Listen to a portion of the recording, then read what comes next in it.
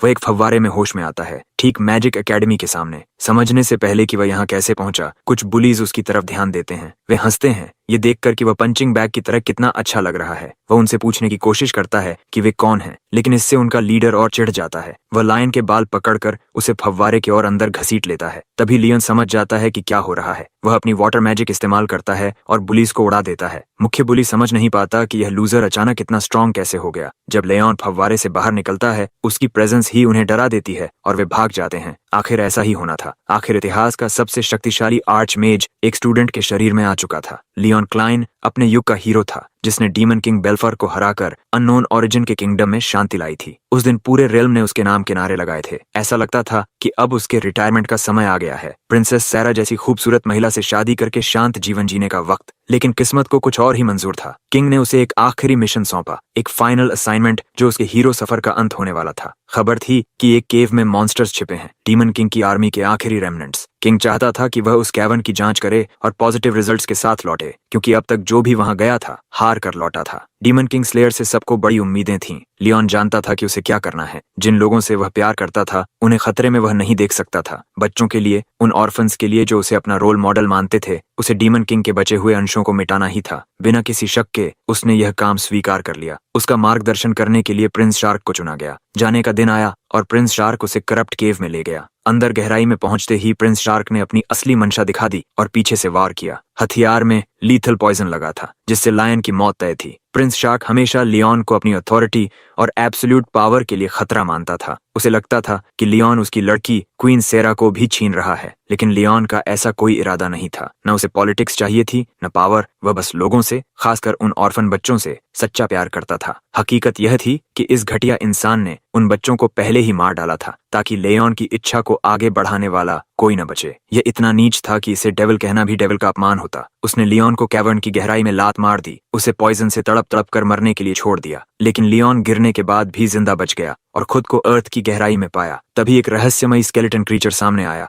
हमला करने को तैयार। लियोन ने फायरबॉल से उसे खत्म कर दिया। हैरानी की बात यह थी कि एक सिस्टम इंटरफेस प्रकट हुआ और उसके किल को काउंट किया। एक एनिमी डाउन, लेकिन उसे लगभग 1 मिलियन मॉन्स्टर्स और मारने थे। तभी वह उस सीक्रेट क्वेस्ट को पूरा कर सकता था जो उसके गिरने से ट्रिगर हुई थी। एक और क्रीचर ने हमला किया और वही अंजाम हुआ। किल काउंट फिर बढ़ गया। लियोन अपनी हालत पूरी तरह नहीं समझ पा रहा था, लेकिन वह मॉन्स्टर्स का कत्लेआम करता रहा, उम्मीद में कि कभी न कभी बाहर निकलने का रास्ता मिलेगा। साल बीतते गए। उसे आगे बढ़ाने वाली बस एक ही चीज थी, उस गद्दार से रिवेंज की आग। जब उसने 60,000 किल्स पूरे किए, उसे डार्क एट्रीब्यूट मैजिक मिली, ऐसी शक्ति जिसके बारे में उसे पहले कोई ज्ञान नहीं था। 10 साल तक वह उसी नर्क में मॉन्स्टर्स को मारता रहा। आखिरकार 1 मिलियन किल्स पर क्वेस्ट पूरी हुई और उसके सामने एक आर्केन डोर खुला। लियोन बिना सोचे गेट के अंदर चला गया। उसकी हालत इससे बदतर हो ही नहीं सकती थी, लेकिन आश्चर्यजनक रूप से वह खुद को एक पॉन्ड के बीचों बीच पाता है। संभलने पर उसे एहसास होता है कि वह एक एजुकेशनल इंस्टीट्यूट को देख रहा है। कहानी ठीक से शुरू भी नहीं हुई थी कि इंस्टीट्यूट के कुछ बुलीज आसान शिकार ढूंढते हुए आ गए। वे हमारे लड़के को कुराबन कहकर बुलाते हैं, एक ऐसा नाम जो उसे बिल्कुल अपना नहीं लगता। क्योंकि वह इन पंक्स को जानता तक नहीं था, उसने स्वाभाविक रूप से पूछ लिया। बस यही बात उनके लीडर को गुस्सा दिला देती है। वह हीरो का सिर पकड़कर उसे पानी में डुबो देता है, ताकि वह डम एक्ट करना बंद करे और सब कुछ याद कर ले। दूसरी तरफ लियोन को जरा भी समझ नहीं आ रहा था कि हो क्या रहा है। वह अपनी मैजिक स्पेल आर्मर फ्लड इस्तेमाल करता है और उन बेवकूफों को कचरे की तरह उड़ा देता है। गूंज समझ ही नहीं पाते कि एक विम्प ने इतना चैड मूव कैसे कर दिखाया। समझदारी दिखाते हुए वे वहां से भाग निकलते हैं, इससे पहले कि और पिटाई हो। लियोन अभी अपने विचार ही समेट रहा था कि उसे एक अजीब आवाज सुनाई देती है। एक आर्केन वॉइस इस बात से हैरान थी कि उसकी मैजिक सप्रेस्ड होने के बावजूद उसने बुलीज को कैसे उड़ा दिया। वह रहस्यमयी आवाज लियोन को एक प्राइवेट जगह ले जाती है और आखिरकार एक छोटी लड़की का रूप ले लेती है। बिना चेतावनी के वह उसे गले लगा लेती है, जिससे उसके दिमाग में सवालों का तूफान उठ जाता है। वह खुद को लूना बताती है, गॉडेस की मैसेंजर। संक्षेप में वह मृत आत्माओं की गाइड थी। सच्चाई यह थी कि लियोन उसी पल मर चुका था जब उसे कैवर्न की गहराई में धकेला गया था।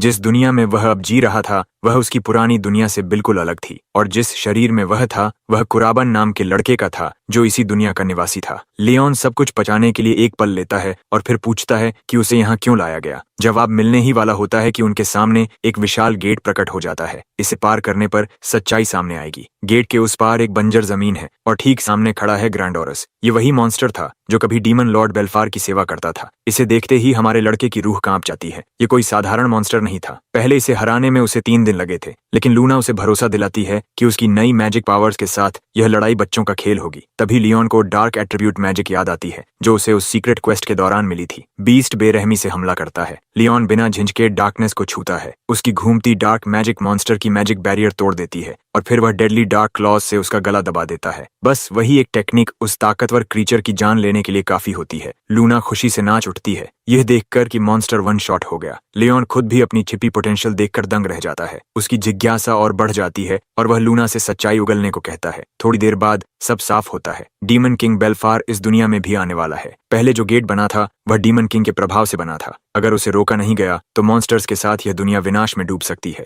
इसीलिए गॉडेस ने खास तौर पर उसे इस दुनिया में बैलेंस बनाए रखने के लिए चुना। आगे देखते हुए लियोन की नजर एक फड़फड़ाते झंडे पर बने क्रेस्ट पर पड़ती है। उसे याद करने में देर नहीं लगती। यह उसी बास्टर्ड का निशान था जिसने उसे मरने के लिए धकेला था। अगर यह क्रेस्ट यहाँ है तो शार्क भी इस दुनिया में आ चुका है। रिवेंज की आग उसकी मुट्ठियां कांपा देती है। लूना यह महसूस कर लेती है लेकिन ज्यादा देर रुक नहीं पाती और गायब हो जाती है। कोई आ रहा है। आने वाली एक फीमेल स्टूडेंट है जो उससे बात करना चाहती है। उसने आसपास गेट के प्रकट होने को महसूस किया था और उसके बारे में पूछना चाहती है। लियोन के जवाब देने से पहले ही लूना टेलीपैथिकली उसे सच छुपाने और अनजान बनने को कहती है। वह वैसा ही करता है। लड़की संदेह में पड़ जाती है कि जो उसने महसूस किया वह सच में गेट था या बस एक फॉल्स अलार्म। इसके बाद वह अपना ध्यान हमारे लड़के की ओर करती है और उसे वही स्टूडेंट पहचान लेती है जो थोड़ी देर पहले गूंस के साथ उलझा था। उन डेलिंक्वेंट्स की वजह से जो परेशानी उसे झेलनी पड़ी उसके लिए वह दिल से माफी मांगती है। लेकिन हमारा लड़का उसे सीधा रहने को कहता है क्योंकि ये ऐसी चीज नहीं है जिसके लिए उसे माफी मांगनी चाहिए। वैसे भी ये लड़की काफी अपराइट और वेल मैनर्ड लगती है। थोड़ी देर बाद वह चली जाती है क्योंकि जो उसने महसूस किया था वह उसे एक कंप्लीट फॉल्स अलार्म लगता है। उसके जाते ही लूना वापस प्रकट होती है और उस चार्मिंग लड़की की तारीफ करने लगती है जिसके सेंसेस इतने तेज हैं कि वह गेट की प्रेजेंस सूंघ सकती है। लूना को लगता है कि यह लड़की एक पोटेंशियल लव इंटरेस्ट हो सकती है, बिल्कुल किसी टिपिकल स्कूल नॉवल की तरह। रात उतर आती है और हमारा लड़का अपने डॉर्म रूम की ओर जाता है, लेकिन वहां पहुंचकर देखता है कि उसके दरवाजे पर कर्सेस और इंसल्ट्स लिखे हुए हैं। इस नीच हरकत के जिम्मेदार स्टूडेंट्स कॉरिडोर में ही खड़े हैं, डरपोक हाइनस की तरह हंसते हुए। फिर भी लायन ऐसे लोगों से उलझना पसंद नहीं करता जो उससे नीचे हैं और सीधे अपने कमरे में चला जाता है। अंदर पहुंचते ही लूना भड़क उठती है गुस्से में कि उन लोगों ने इतनी लो लेवल हरकत करने की हिम्मत कैसे की। लेकिन हमारा लड़का इससे ज्यादा परेशान नहीं होता और ज्यादा जरूरी बातों पर चर्चा करना चाहता है। वह इस इंस्टीट्यूट के बारे में जानना चाहता है। जो क्रेस्ट उसने झंडे पर देखा था वही प्रिंस शार्क का भी था। मुमकिन है कि डीमन किंग के साथ साथ शार्क भी इस दुनिया में आ गया हो। अफसोस की बात यह है कि लूना के पास इससे जुड़ी कोई ठोस जानकारी नहीं है। वह खुद भी इस दुनिया के बारे में ज्यादा नहीं जानती। हालांकि वह हमारे लड़के को गाइड करने के लिए इस रियलिटी में झांकती रही है, लेकिन उसने प्रिंस को कभी नहीं देखा। इसलिए हमारे लड़के के पास अब खुद ही इस दुनिया के रहस्यों की जांच करने के अलावा कोई रास्ता नहीं बचता। अगली सुबह उगते सूरज के साथ वह एकेडमी में अपने पहले दिन के लिए तैयार होता है। बाल ठीक करके यूनिफॉर्म पहनने के बाद वह स्टूडेंट्स की भीड़ के बीच अपने डिपार्टमेंट की ओर बढ़ता है। उसकी ओर जरूरत से ज्यादा ध्यान जा रहा है। आखिर उसकी एटीट्यूड और ऑरा पूरे माहौल पर हुकूमत करते हैं। कुछ क्लासेस में वह इस दुनिया की बुनियादी बातें सीखता है। कुछ साल पहले गेट्स नाम की रहस्यमयी जगहें पूरी दुनिया में प्रकट होने लगी। उसी समय मैजिक इस्तेमाल करने वाले लोग भी सामने आए। इस स्थिति से निपटने के लिए जिनके पास जन्मजात मैजिकल टैलेंट था वे इन गेट्स में घुसने लगे और कीमती आइटम्स व मिनरल्स हासिल करने लगे। इन्हें सीकर्स कहा गया। जैसे जैसे सीकर्स बनने वालों की संख्या बढ़ी, ऐसे इंस्टीट्यूट्स की जरूरत पड़ी जो इन टैलेंट्स को निखार सकें। इसी तरह यह पवित्र इंपीरियल एकेडमी अस्तित्व में आई। यह उन लोगों के लिए सेफ हेवन है जो सीकर्स बनना चाहते हैं। क्या तुम्हें वह लड़की याद है जो गेट के बारे में पूछने आई थी? वही इस एकेडमी की स्टूडेंट काउंसिल प्रेसिडेंट है। उसका नाम इजुमिया मकोतो है। वह इस समय स्कूल फील्ड्स में अपनी बेहतरीन मैजिक टैलेंट से सबको प्रभावित कर रही और हमारा लड़का उसे क्लास की खिड़की से देखता है। क्लास के बाद कॉरिडोर में चलते हुए उसका सामना फिर उन्हीं थग्स से होता है जिनसे वह कल निपटा था। वैसे इस दुनिया में हमारे लड़के का नाम कुराबाना कून है, सबसे बदसूरत चेहरा वाला जो इन गूंस का लीडर है। आगे बढ़कर उसे कोई एरेंड करने का हुक्म देता है, लेकिन हमारा चैड उसे एक सटीक और साधारण जवाब देकर उसकी नसों पर चढ़ जाता है। थग अपना आपा खो देता है, खासकर क्योंकि वह कल की बेइज्जती का गुस्सा निकालना चाहता है। तभी किस्मत से इजुमिया वहीं आ जाती है। जब वह उस बास्टर्ड को लीथल मैजिक स्पेल छोड़ते देखती है तो उसे रुकने की चेतावनी देती है, लेकिन बहुत देर हो चुकी होती है। स्पेल निकल चुका होता है। हमारा लड़का भी हाथ पर हाथ रखकर नहीं बैठता। वह डार्क एट्रीब्यूट मैजिक का इस्तेमाल करता है और उस पत्थर को निगल जाता है जिसे बास्टर्ड ने कॉन्जर किया था। विशाल बोल्डर हवा में गायब हो जाता है। थक का मुंह खुला रह जाता है। यहाँ भी वह ऑरा फार्मिंग से नहीं नहीं रुकता।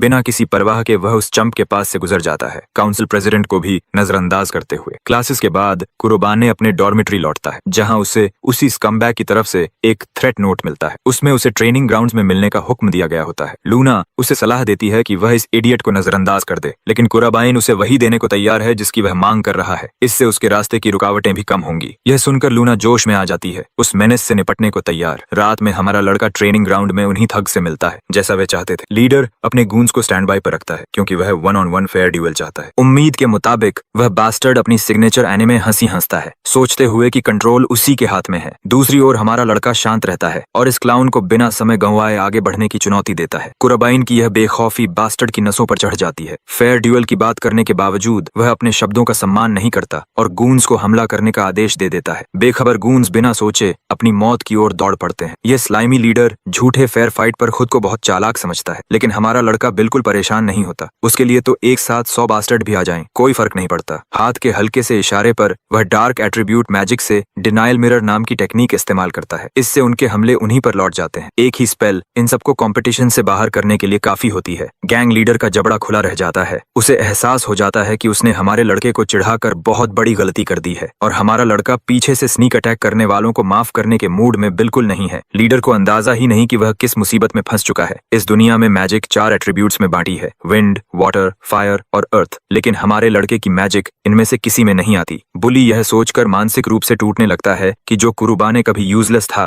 वह इतनी अनसुनी मैजिक कैसे चला रहा है। उसे देर से समझ आता है कि उस पल कुराबानी को यूजलेस कहकर उसने खुद को और गहरे फंसा लिया। हमारा लड़का आगबूला हो चुका है और ऐसे स्कमबैग को बिना सबक दिए छोड़ने वाला नहीं है। गून सोचता है कि उसकी फायर मैजिक उसे बचा लेगी, लेकिन वह गलत साबित होता है। डार्क आर्ट्स की मदद से हमारा लड़का उसे ठंडा कर देता है। कुरुबाने सिर्फ उसे बेहोश नहीं करता बल्कि उसका सारा माना भीख सी कर लेता है। यह एक यूनिक एबिलिटी है जो सिर्फ डार्क एट्रीब्यूट मैजिक वील्डर्स के पास होती है। कर्बेन को उम्मीद है कि यह सबक उसे समझा देगा कि अपनी औकात से ज्यादा मुंह नहीं खोलना चाहिए। तभी अचानक पूरे इलाके में अफरा तफरी मच जाती है। अर्जेंट सायरन्स बजने लगती हैं और इवैक्यूएशन का आदेश दिया जाता है। अकेडमी ग्राउंड्स के भीतर एक गेट प्रकट हो चुका है और थ्रेट लेवल कैटेगरी रेड घोषित किया जाता है, जो सबसे खतरनाक स्तर माना जाता है। डॉर्मेटोरी बिल्डिंग में स्टूडेंट्स भगदड़ में हैं। काउंसिल प्रेसिडेंट वहां मौजूद है, यह सुनिश्चित करने के लिए कि कोई छात्र पीछे न छूटे। एक सीनियर भी हेड एम के आदेश पर ईसुमिया को वहां से जाने के लिए कहता है। उसे भी रेड कैटेगरी थ्रेट से लड़ने की अनुमति नहीं है। अगर गेट से जूझने में कोई कैजुअलिटी होती है तो जिम्मेदारी एकेडमी पर आएगी, लेकिन लड़की के अपने कारण है। पहले जब कैटेगरी रेड गेट खुला था तो पास के इलाकों को भारी नुकसान हुआ था और वह इतिहास को दोहराने नहीं देना चाहती। ऊपर से यह एकेडमी इसीलिए बनी है कि ऐसे गेट से लड़ने वाला टैलेंट तैयार किया जाए। यही वजह है कि वह खुद उस गेट का सामना करने का इरादा रखती है। इस बीच मॉन्स्टर्स गेट से बाहर निकलने लगते हैं और स्टूडेंट्स डर के मारे भाग रहे हैं। एक छात्र अर्थ मैजिक से बीस्ट को डराने की कोशिश करता है, लेकिन क्रीचर पत्थर को दांतों से चबाकर उस पर झपटता है। किस्मत से स्कूल की गॉडेस वहां पहुंच जाती है और कई बीस्ट्स को एक साथ ढेर कर देती है। उस छात्र को बचा लेती है। वह उसे आदेश देती है कि वह बाकी स्टूडेंट्स की मदद ले और दूर सुरक्षित जगह पर इवैक्यूएट करे। लड़की को डर है कि अगर इस गेट को तुरंत नहीं रोका गया तो बीस्ट्स शहर में घुस सकते हैं, जिससे बेवजह की तबाही और पैनिक फैल जाएगा। कोई और रास्ता न देखकर वह खुद गेट बॉस को चुनौती देने के लिए तैयार हो जाती है। इसी दौरान हमारा लड़का और उसकी लॉली लूना देखते हैं कि कैंपस की गॉडेस गेट के अंदर प्रवेश करती है। आगे बढ़ने से पहले लड़का पूछता है कि गेट बंद कैसे किया जा सकता है। लूना का जवाब काफी प्रेडिक्टेबल है। गेट को नियंत्रित करने वाले मॉन्स्टर को हराना होगा, जिसे बॉस भी कहा जा सकता है। यही सोचकर वे बिना समय गंवाए सीधे अंदर जाने का फैसला करते हैं। हालांकि लूना हिचकती है क्योंकि डार्क मैजिक जबरदस्त तो है, लेकिन वह बहुत सारा माना खा जाती है। लेकिन हमारा लड़का शहर को बर्बाद होते देखने को तैयार नहीं है। उसे अपनी पूरी क्षमता से एक्ट करना होगा और थ्रेट को न्यूट्रलाइज करना होगा। लूना को उसके स्वभाव पर गर्व महसूस होता है। बिना और देर किए वे बॉस मॉन्स्टर की ओर बढ़ते हैं। गेट के अंदर स्टूडेंट काउंसिल प्रेसिडेंट पहले ही कई लो लेवल मॉब बीस्ट्स को गिरा चुकी होती है। इतना ही उसकी स्ट्रेंथ और माना खत्म करने के लिए काफी होता है। उसे कड़वे तरीके से एहसास होता है कि रेड गेट कैटेगरी से उलझना उसकी बड़ी गलती थी। हालात तब और बिगड़ जाते हैं जब उसके पीछे एक विशाल सर्पेंट लाइक ड्रैगन प्रकट होता है, उसे निगलने के लिए तैयार। किस्मत से कर्बेन वक्त पर पहुंच जाता है। कैंपस की गॉडेस को नुकसान पहुंचाने की कोशिश के लिए वह उस बास्टर्ड को डार्क एट्रीब्यूट से सजा देता है। मॉन्स्टर के गिरते ही धुएं और धुंध के बीच इजुमिया की नजर अपने सेवियर पर टिक जाती है। वह अपने एकेडमी मेट को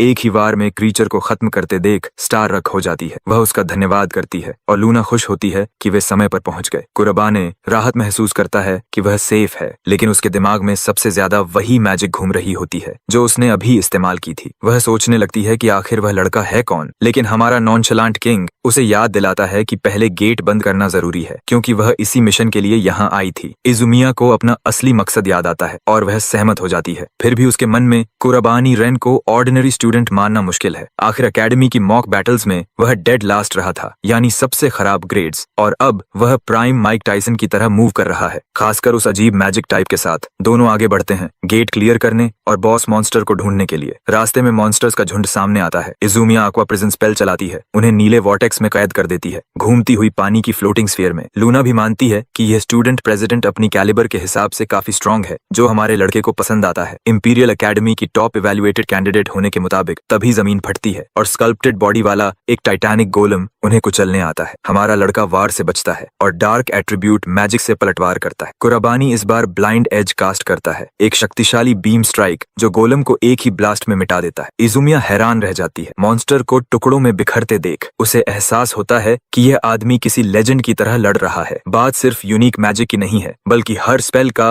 परफेक्ट कास्टिंग स्पीड और इफेक्टिव यूजेज है। ऐसा लगता है जैसे वह किसी अनुभवी मेज को देख रही हो जिसने दशकों तक बैटलफील्ड देखा हो। इसके बाद दोनों बॉस लेयर की ओर बढ़ते हैं। कुराबानी स्टूडेंट प्रेसिडेंट को तैयार रहने को कहता है और दोनों गेट मास्टर के रूम में कदम रखते हैं। सामने एक सिक एस ड्रैगन खड़ा है, रेड नूडल जैसा शानदार डिजाइन के साथ। यह लावा ड्रैगन है, कोई साधारण थ्रेट नहीं। इजुमिया बताती है कि यह बुक्स में दर्ज एक बेहद शक्तिशाली मॉन्स्टर है। कुराबानी भी उसे सावधान करता है कि यह लॉन्ग रेंज फायर और टेल अटैक से रैम्पेज करेगा। बीस्ट मैजिक से फायर ब्लास्ट तैयार करता है और पोकेमॉन रेक्वाजा जैसी हाइपर बीम छोड़ता है। इजुमिया चौंक जाती है और मुश्किल से उसके वजन से कुचले जाने से बच पाती है। यह सब कुराबानी की वार्निंग्स की वजह से संभव हो पाता है। जवाबी हमला करते हुए इजुमिया एक विशाल आइसिकल लांस छोड़ती है, लेकिन ड्रैगन उसे बिना खरोंच सहे चकनाचूर कर देता है। यह उसके लिए बड़ा शौक है, क्योंकि आइसिकल लांस फायर एट्रीब्यूट क्रीचर्स के खिलाफ अल्ट्रा इफेक्टिव मानी जाती है। लेकिन लावा ड्रैगन की भयंकर हीट उसे पहुंचने से पहले ही पिघला देती है। फाइट अभी खत्म नहीं हुई है। कुराबानी डेडली क्लॉ स्पेल छोड़ता है, जमीन से डार्क मैजिक के पंजे निकलते हैं और हर दिशा से ड्रैगन पर वार करते हैं। इसी पल लावा ड्रैगन अपने पंखों का इस्तेमाल कर भाग निकलता है, इम्पेल होने के बजाय एस्केप करना चुनता है। लूना इसे कावर्डली चीटिंग कहती है, लेकिन उड़ सकने वाले मॉन्स्टर के लिए यह वैलिड स्ट्रैटेजी है। इजुमिया हालात के इस मोड़ के लिए तैयार नहीं थी और अगली स्ट्रैटेजी पूछती है। कुराबानी उसे आइस के अलावा दूसरी मैजिक इस्तेमाल करने को कहता है। वह भरोसा दिलाती है कि उसके पास और मैजिक टाइप्स हैं। कुराबान उसे क्रिएचर को स्लो करने के लिए वैसी मैजिक इस्तेमाल करने को कहता है। इजुमिया उसकी योजना पर भरोसा करती है। वह तुरंत विंड मैजिक में टैप करती है, हरे स्टॉर्म को कास्ट करती है और फिर एक सटीक एरियल ब्लास्ट छोड़ती है। यह अटैक फ्लाइंग मॉन्स्टर पर बेहद असरदार साबित होती है। लावा ड्रैगन हवा के दबाव को झेल नहीं पाता और एक जगह रुक जाता है। लूना हमारे लड़के को संकेत देती है। कुराबानी अपनी स्पेशल डार्क मैजिक फिर से इस्तेमाल करता है। वॉइड बटरफ्लाइज उसे घेर लेती हैं और अबिस रूलर एबिलिटी से वह उन्हें बॉस मॉन्स्टर की ओर भेज देता है। उंगली चटकाते ही बटरफ्लाइज डेटोनेशन ट्रैप्स की तरह एक साथ फटती हैं। यह चेन रिएक्शन इतना विनाशकारी होता है कि बीस्ट पूरी ताकत से अनाइलेट हो जाता है। कुराबाने क्रीचर को पूरी तरह तबाह होते देखता है। अंत में लावा ड्रैगन जमीन पर पड़ा सड़ रहा होता है, पंख फटे हुए, चमड़ी जली हुई और पूरी तरह डिफीटेड। लूना अपने मास्टर को गेट रूलर को हराने की उपलब्धि पर बधाई देती है। इजुमिया स्टन्ड है, उसके दिमाग में ढेरों सवाल हैं, लेकिन फिलहाल वह इस एपिक बैटल के अंत का जश्न मनाती है। कुराबाइन भी यही सोचता है और दोनों रेड गेट बंद करके सुरक्षित बाहर लौट आते हैं। बाहर के क्रीचर्स पहले ही स्टूडेंट प्रेसिडेंट द्वारा खत्म किए जा चुके होते हैं, इसलिए कोई बड़ा नुकसान नहीं होता। तभी कोई बेहद गुस्से में इजुमिया को पुकारता है। यह सेक्रेड इंपीरियल एकेडमी का हेडमास्टर शिदू अत्सुशी है। वह जवाब चाहता है कि उसने आदेश तोड़कर गेट के अंदर जाने की हिम्मत क्यों की। हमारा लड़का लूना से उसके बारे में पूछता है। शिदू अत्सुशी एकेडमी का फ्लॉन्टिंग हेडमास्टर है, मेजर्स को इकट्ठा और ट्रेन करने वाली इंस्टीट्यूशन का मालिक, और उसी वजह से बेहिसाब दौलत कमा चुका है। यह सुनकर कुराबाने सोच में पड़ जाता है। अगर यह सच में एकेडमी का हेडमास्टर है तो प्रिंस शार्क से इसका कोई न कोई कनेक्शन जरूर होगा। हालांकि अभी इस बारे में अंदाजा लगाना बहुत जल्दी है। इजुमिया तुरंत हेडमास्टर से माफी मांगती है, कहती है कि वह लोगों को खतरे में नहीं देख सकती थी, लेकिन जिद्दी हेडमास्टर उसे बीच में ही रोक देता है और उसके सेंस ऑफ जस्टिस पर तंज कसते हुए उसे नीचा दिखाता है, जैसे वह बस अपनी ताकत दिखाने के लिए ऐसा कर रही हो। वह उससे बड़ा सा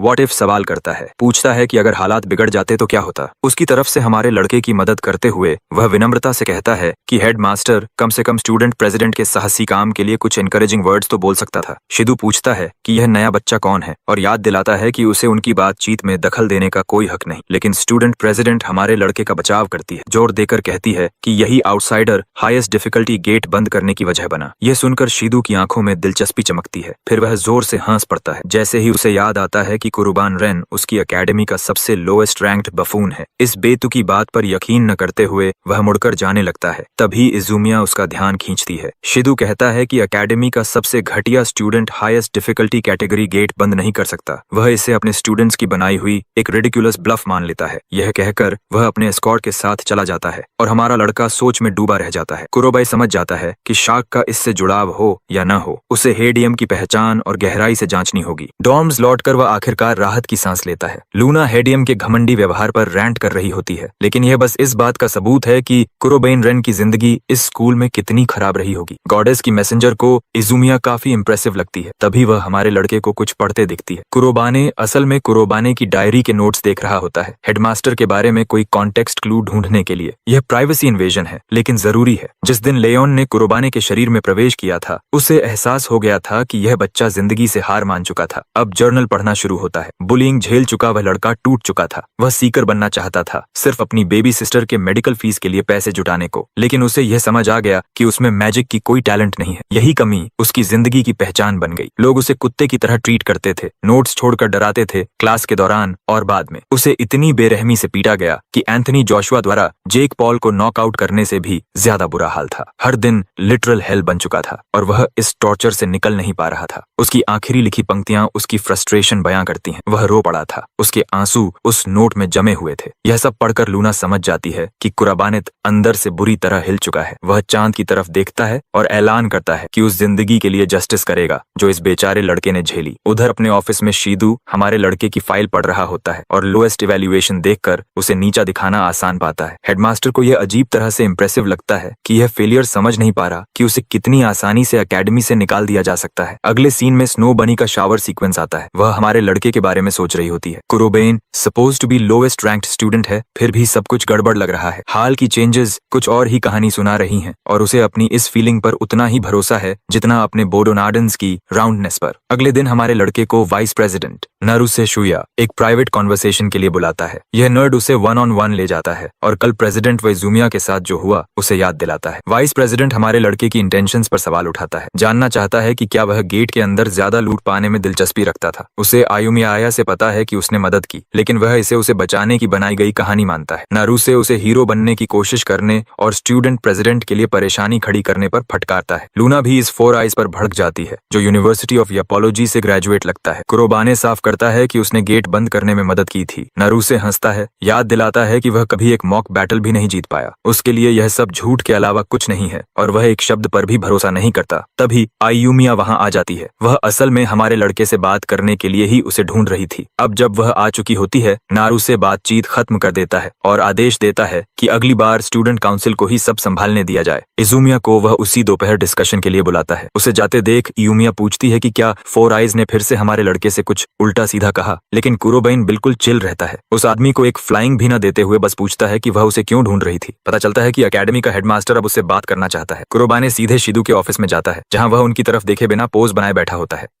बिना किसी भूमिका के हेडमास्टर कुरोबानी को एकेडमी छोड़ने का आदेश देता है। यह अचानक और चौंकाने वाला हुक्म इजुमिया को उछलने पर मजबूर कर देता है और वह वजह पूछती है। शिदू कहता है कि बात सीधी है, लड़के के मैजिक स्कोर सबसे कम है और उसने आने के बाद से एक भी बैटल नहीं जीती। इसका मतलब है कि उसमें कोई टैलेंट नहीं है और बिना टैलेंट वाले मेजर्स एकेडमी में रहने के लायक नहीं होते। रिपोर्ट कार्ड उठाते हुए हमारा लड़का शांति से कहता है कि उसे बस अपनी स्ट्रेंथ साबित करनी है। आने वाले महीने में मॉक बैटल्स हैं और वह शर्त रखता है कि अगर वह हर एक जीत ले तो हीएडीएम सहयोग करेगा। यह ऑफर शिदू को अपमानजनक और हास्यास्पद लगती है, लेकिन स्केड्यूल देखने पर उसे पता चलता है कि नारुसे की फाइट कुराबानी के साथ तय है। यह पेयरिंग सीधी मौत का फरमान है, क्योंकि नारुसे आयुमिया के बाद दूसरा टॉप टैलेंट है। फिर भी हेडमास्टर इस शर्त को मान लेता है और हमारे लड़के को गहरी संतुष्टि मिलती है। कुराबाइन इस आदमी के चेहरे से स्मग एरोगेंस मिटाने के लिए बेताब है। उसी रात डॉर्म्स में वह लूना के साथ स्केड्यूल रिव्यू करता है। एडमिन ऑफिस से निकलते समय स्टूडेंट प्रेसिडेंट ने उसे रोक लिया था। उससे अपने शब्द वापस लेने की गुहार लगाई थी। असल में एकेडमी कभी पूर ग्रेड्स पर किसी को एक्सपेल नहीं करती। समस्या यह है कि हेडमास्टर को इस लड़के से पर्सनल नफरत है। मॉक बैटल्स हारने पर एक्सपल्शन तय हो जाएगा। स्किल्स जानने के बावजूद इजुमिया को लगता है कि नारुसे को चुनौती देना बहुत खतरनाक है। उस पल कुरोबानी बस उसे देखता है और चिंता करने के लिए धन्यवाद देता है। वह इस शर्त से जरा भी परेशान नहीं है। वह पहले ही फैसला कर चुका है अपने हेटर्स को गलत साबित करने के लिए। लूना सोचती है कि एकेडमी छोड़ देना भी ठीक होगा, लेकिन हमारा लड़का मानता है कि एकेडमी में रहना बेहतर है ताकि प्रिंस शार्क की गतिविधियों पर नजर रखी जा सके। आखिर उसे हेडमास्टर और प्रिंस के बीच किसी कनेक्शन का शक है। वह एक वाइल्ड थ्योरी भी रखता है कि शायद प्रिंस शार्क हेडमास्टर के बॉडी को स्पिरिचुअली पोजेस कर रहा हो। लूना तुरंत इस थ्योरी को खारिज कर देती है, बताती है कि उसे अदर वर्ल्ड बीइंग्स को सेंस करने की एबिलिटी है, इसलिए वह पहचान लेती। यह ऑप्शन बंद होने पर कुरोबेन की स्ट्रैटेजी साफ है, आने वाले गेट्स बंद करना और साथ ही अपने 2 टारगेट्स डीमन किंग बेल्फार और प्रिंस शार्क का पीछा करना। अजीब तरह से छोटी मैसेंजर उसके शब्दों पर पाउट करती है और वह पूछता है कि क्या हुआ। वह बस सोच रही थी कि महान विजर्ड कुराबानी पर कितना भारी बर्डन है, भले ही यह गॉडेस का आदेश हो। इसके बावजूद कुराबानी इस मौके के लिए आभारी है। वह वॉइड डायमेंशन में पहले ही मर चुका था। यह शार्क से बदला लेने का मौका है जिसने उसकी मौत करवाई, और बेल्फार से भी, जो इस दुनिया को खतरे में डालता है। अंत में वह गॉडेस के आदेश से खुश है। कुराबानी उसे भरोसा दिलाता है कि उसे उदास होने की जरूरत नहीं। उसके शब्द उसका चेहरा रोशन कर देते हैं और वह सच में खुश होती है कि इतने अद्भुत इंसान को यह ड्यूटी मिली। बातचीत खत्म होने पर कुर्बानी मॉक बैटल से पहले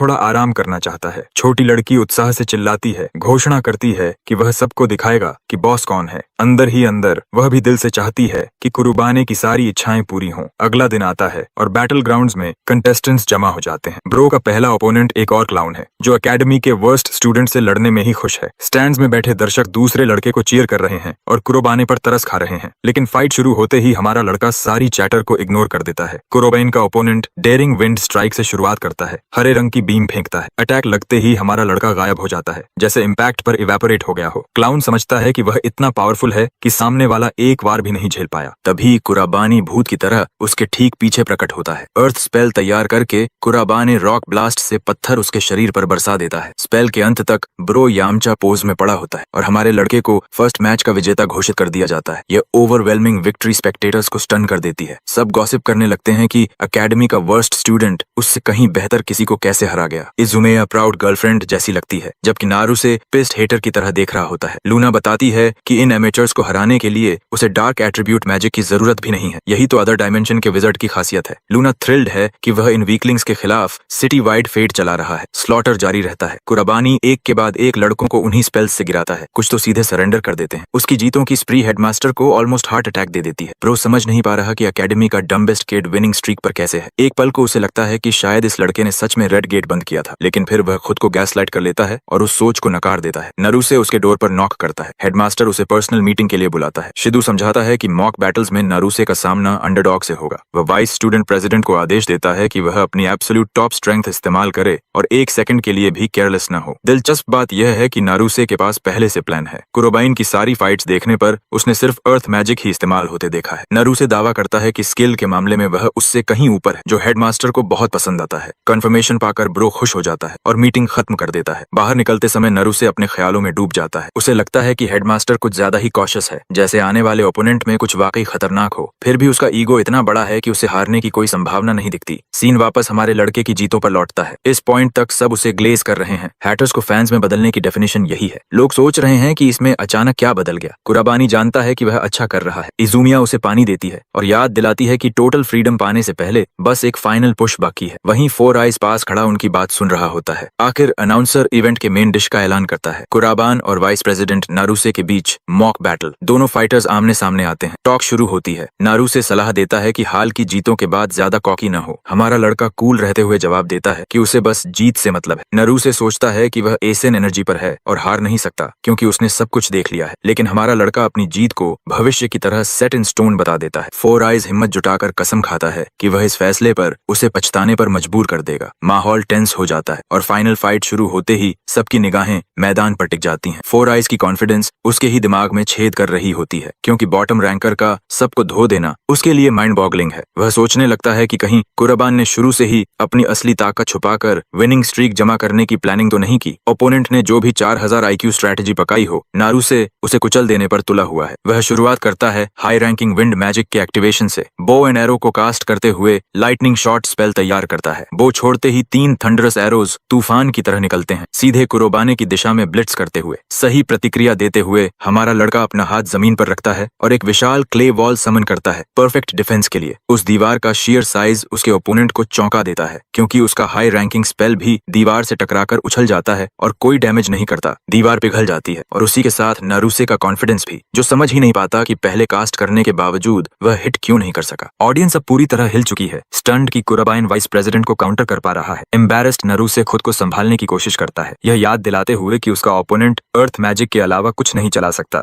यही सोचकर वह हाथ उठाता है और अपनी अर्थ मैजिक एक्टिवेट करता है। नारुसे जायंट स्टोन्स लेविटेट करता है, उन्हें ओपोनेंट के ऊपर जमा करता है और फिर मीटियोर शावर की तरह बरसा देता है, या यूं कहें रॉक शावर। कर्बेन देखता है और विंड मैजिक से काउंटर करने की तैयारी करता है। वह लॉक करता है और एरियल ब्लास्ट से पूरे रॉकी स्टॉर्म को अनाइलेट कर देता है। यह काउंटर अटैक नारुसे के लिए एक और परफेक्ट जवाब और बहुत बड़ा शॉक बन जाता है। फोर आइज डर से कांप उठता है, यह समझकर कि हमारा लड़का विंड मैजिक भी इस्तेमाल कर सकता है। ऑडियंस एक्सटैटिक हो जाती है, अंडरडॉग की परफॉर्मेंस पर चीयर करती हुई। कुछ लोग सवाल करने लगते हैं कि इस किड के पास मल्टीपल एट्रीब्यूट्स कैसे हैं। वजह सिंपल है, इज़ुमिया समझती है कि multiple attribute casting wizards rare होते हैं, क्योंकि एक एट्रीब्यूट को होन करने में ही बहुत वक्त लगता है और अगर कोई कर भी ले तो एक में प्रोफिशिएंसी दूसरी से कम होती है। लेकिन कुर्बानी एक मशीन है। ब्रो लिटरली परफेक्ट कास्टिंग के साथ ड्यूअल एलिमेंट्स चला रहा है। नारुसे फ्रस्ट्रेशन में चिल्ला उठता है, उसने दूसरे एलिमेंट के यूजेज का हिसाब ही नहीं लगाया था। कुर्बाइन अब फेड अप हो चुका है और सीधे पूछता है कि यह स्कमबैग लोगों को नीचा क्यों समझता है। यह सवाल नारुसे को समझ नहीं आता। हमारा लड़का बोल पड़ता है, बताता है कि वाइस प्रेसिडेंट जल्दी असम्पशंस बना लेता है, उसमें बेहिसाब एरोगेंस और रेकलेसनेस है। उसकी बस एक ही अच्छी बात है, मैजिकल प्रोवेस, लेकिन पर्सनैलिटी गीले टिश्यू पेपर से भी खराब है। यह humble reality check vice president को स्टंट कर देता है, लेकिन वह इसे उल्टा लेता है और समझता है कि हमारा लड़का जानबूझकर ट्रैश टॉक कर रहा है। वह भाषण देने लगता है कि वह सिर्फ स्ट्रॉन्ग को एक्नॉलेज करता है और इस कैटेगरी में सिर्फ वही फिट बैठती है। उसने पूरी कोशिश की है कि उसके बराबर खड़ा हो सके, इसी वजह से उसमें इतनी एरोगेंस है कि वह वीकेस्ट स्टूडेंट को अपने लायक नहीं समझता। गुस्से में नारुसे एक स्पेशल वाटर स्पेल कास्ट करता है, एक और high rank attribute magic. Audience जानती है कि यह उसका बेस्ट एट्रीब्यूट है और इसे ओपोनेंट के अंत की घोषणा मान लेती है। नारुसे वाटर स्पेल छोड़ता है, कुर्बानी की टांग को जकड़ लेता है, फिर एक वायलेंट ब्लू स्टॉर्म उसके शरीर को घेर लेता है। यह माइटी स्पेल कोसाइटिस कहलाती है, नारुसे का फाइनल ट्रम्प कार्ड। यह इतनी पावरफुल है कि विंड मैजिक भी इसे नहीं संभाल सकती,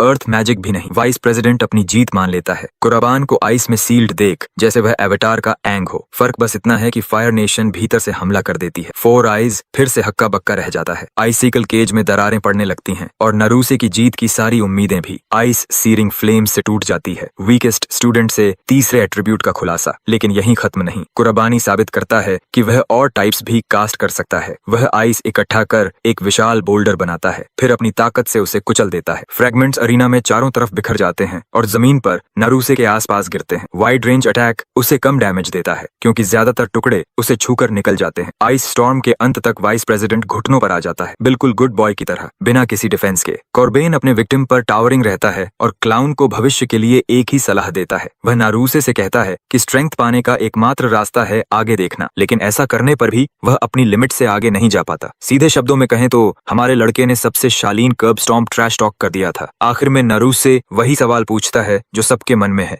आखिर ये आदमी है कौन? वह कॉर्बेन की ओर झपटने की कोशिश करता है, लेकिन हमारा लड़का उसकी तरफ देखता तक नहीं और नारुसे वहीं ढह जाता है। फाइट खत्म। कुर्बानी रेन आधिकारिक तौर पर विक्टर घोषित होता है। उसी रात हेडमास्टर का रिएक्शन देखने को मिलता है। वह आग बबूला है, ये समझ ही नहीं पा रहा कि एकेडमी का वीकेस्ट स्टूडेंट कैसे 4 एट्रीब्यूट्स चला रहा है। इज़ुमिया के शब्द उसके दिमाग में गूंजते हैं, फिर भी वह सबूत होने के बावजूद सच्चाई से इनकार करता है। मामला अपने हाथ में लेते हुए वह हमारे लड़के को कर्ज करता है, हाँ, एक बच्चे से लिटरली बीफ करते हुए, और उसे जबरदस्ती एक्सपेल कराने के लिए एक नंबर डायल करता है। रात हो चुकी है, लूना गहरी नींद में है और हमारा लड़का जीती हुई फाइट के बाद अपने विचार लिख रहा है। इसकी बदौलत वह हेडमास्टर से एक्सपल्शन रिवोक करवा चुका है, लेकिन अब सवाल यह है कि आगे स्ट्रैटेजी क्या हो। उसके सामने ढेर सारे नोट्स पड़े हैं, उसके 2 मेन थ्रेट्स और एकेडमी का उनसे कनेक्शन। वह हेडमास्टर से सीधे सवाल पूछना चाहता है, लेकिन पता चलता चलता है कि वह पर्सनल बिजनेस ट्रिप पर गया हुआ है, इसलिए फिलहाल सबसे बड़ी प्रायोरिटी प्रॉब्लमैटिक गेट्स हैं। अगर वह इन्हें बंद करता रहा तो डीमन किंग बेल्फार से जुड़े क्लूज जोड़ना आसान होगा। ग्रेट मेज सोचता है कि उसका पहला टारगेट कौन होगा। सीन अगले दिन क्लासरूम में शिफ्ट हो जाता है। एक फिगर क्लास में दाखिल होता है और तुरंत हमारे लड़के का ध्यान खींच लेता है। टीचर बोर्ड पर अपना नाम लिखता है और खुद को क्लास का नया असाइंड टीचर बताता है। हाशिबा मानता है कि यह अचानक है, लेकिन उम्मीद करता है कि स्टूडेंट्स उसका ख्याल रखेंगे। लड़कियां इस गाय पर ऑलरेडी फिदा हो चुकी हैं, जबकि हमारा लड़का शंकालू नजरों से देखता है। उसे कुछ गड़बड़ लगती है। कैफेटेरिया ब्रेक में स्टूडेंट्स एपिक मॉक बैटल्स पर चर्चा कर रहे होते हैं। सब कुरोबेन की परफॉर्मेंस की बात कर रहे हैं, खासकर जिस तरह उसने एकेडमी के सेकंड बेस्ट एसेट को डोमिनेट किया। कुछ तो यह भी सोचने लगते हैं कि क्या वह उन्हें मैजिक सिखा पाएगा। इजुमिया आकर हमारे लड़के के सामने बैठती है और मॉक बैटल्स में उसकी शानदार परफॉर्मेंस की तारीफ करती है। कुराबाइन कॉम्प्लीमेंट स्वीकार करता है और वह उसे और ग्लेज करते हुए नारुसे के बिहेवियर को ठीक करने के लिए भी धन्यवाद देती है। फोर आइज को पैट्रोनाइज्ड महसूस होता है, लेकिन वह अंदर ही अंदर हमारे लड़के की बात से सहमत भी होता है। फिर भी इजुमिया हेडमास्टर वाले मामले को छोड़ने को तैयार नहीं है, खासकर एक्सपल्शन को जिस तरह हैंडल किया गया था। इससे कुरोबाइन पूछता है कि शिदू का स्वभाव कैसा है, क्या वह हमेशा से ऐसा था। पता चलता है कि शिदू एक फॉर्मर सीकर था, यानी मेज के तौर पर काफी अच्छा, लेकिन हाल में उसके इर्द गिर्द कुछ नास्टी कनेक्शंस की अफवाहें उड़ रही हैं। यह कुराबानी की असम्पशन से मेल खाता है। तभी खबर आती है कि गेट्स की संख्या तेजी से बढ़ रही है। ये गेट्स हर जगह खुल रहे हैं, हालांकि कॉम्पिटेंट हीरोज उन्हें बंद भी कर रहे हैं। फिर भी आम लोगों को सतर्क रहने और गेट्स के पास न जाने की चेतावनी दी जाती है। यह बात कुरोबाने को लूना की याद दिलाती है। अगर कोई गेट ज्यादा देर अनअटेंडेड रहा तो मॉन्स्टर्स निकलकर पूरी दुनिया को तबाह कर देंगे, लेकिन यह सब उसकी निगरानी में नहीं होगा। वह तय करता है कि डार्क फ्यूचर को आने नहीं देगा। ग्रेट मेज इजुमिया से एक पर्सनल रिक्वेस्ट साझा करता है, जिसकी डिटेल्स सामने नहीं आती। सीन रात के सन्नाटे में कट होता है। कुराबाइन इस इलाके में पेट्रोल करने निकलता है, देखने के लिए कि आज कोई गेट खुलेगा या नहीं। लूना बताती है कि वह उभरते ही सारे गेट्स साफ कर रहा है और उसे यह काफी कूल लगता है कि वह एक सीक्रेट सुपर हीरो की तरह बिना किसी को पता चले गेट्स मिटा रहा है। उनकी बातचीत के बीच ही एक ग्रीन गेट खुलता है, कैटेगरी ग्रीन लेवल। कुरोबाने पूरे कॉन्फिडेंस के साथ उसके अंदर कदम रखता है, आसपास के एनवायरनमेंट को स्काउट करने में दिलचस्पी दिखाते हुए। चारों तरफ बस पेड़ों का ही झुंड होता है, लेकिन घना फॉग होने की वजह से ठीक से कुछ दिख नहीं रहा। लूना हर कदम पर सावधान रहने को कहती है। थोड़ी देर बाद यह आदमी हर कुछ दूरी पर मॉन्स्टर्स की लाशें छोड़ता हुआ जंगल के सबसे गहरे हिस्से में पहुंच जाता है। अजीब बात यह है कि लूना कहती है कि आसपास कुछ भी नहीं है, लेकिन तभी कुराबानी उसकी ठीक पीछे एक प्रेजेंस महसूस करता है। तभी वह छोटा मार्शमैलो एक क्रीचर द्वारा पकड़ लिया जाता है और अपने मास्टर से दूर खींच लिया जाता है। पलटकर देखते ही उसे एक डिमोनिक स्लीप पैरालिसिस डीमन दिखता है, जो उसे एक ही बार में निगलने को तैयार है। लूना चीखती है, क्रीचर को याद दिलाती है कि वह डिवावर होने के लिए नहीं बनी है और पूरी ताकत से छूटने की कोशिश करती है। उधर हमारा लड़का उसे बस स्थिर रहने को कहता है और प्रोएक्टिवली डार्क एट्रीब्यूट मैजिक इस्तेमाल करने का इशारा करता है। ट्री से पर्पल रंग के पंजे फूट पड़ते हैं, गारगोयल को भेदने के लिए बाहर निकलते हुए। क्रीचर भागने की कोशिश करता है, लेकिन डेडली क्लॉ हर दिशा से उसे चीर देती है, मॉन्स्टर को चीज स्लाइस में बदलते हुए। इस हिट्स घातक होते हैं और मॉन्स्टर लड़खड़ाते हुए जमीन पर गिर पड़ता है। लूना भागकर अपने मास्टर के पास आती है और उसकी जान बचाने के लिए धन्यवाद देती है। वह उसकी तेज मैजिक डिप्लॉयमेंट से बेहद इम्प्रेस्ड होती है, सोचती है कि वह वहां मर भी सकती थी। कुराबानी समझाता है कि हेल रीजन की गहराइयों में उसे अचानक एम्बुशेस की आदत पड़ चुकी है। इसी वजह से वह बिना घबराए इतनी तेजी से रिएक्ट कर पाता है, जो उस छोटे फ्लोटिंग मार्शमैलो को और ज्यादा प्रभावित करता है।